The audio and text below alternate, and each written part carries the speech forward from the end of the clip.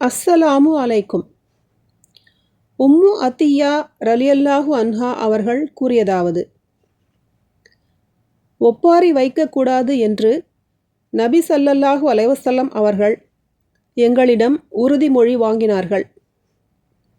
எனினும் இந்த உறுதிமொழியை எங்களில் 5 பெண்களைத் தவிர வேறு யாரும் நிறைவேற்றவில்லை.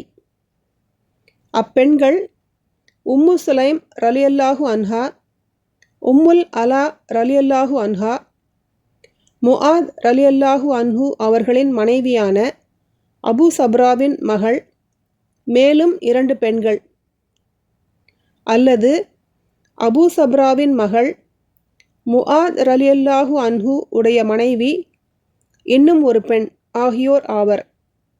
அறிவிப்பாளர்களில் ஒருவர் இவ்வாறு ஐயப்பாட்டுடன் அறிவிக்கிறார்.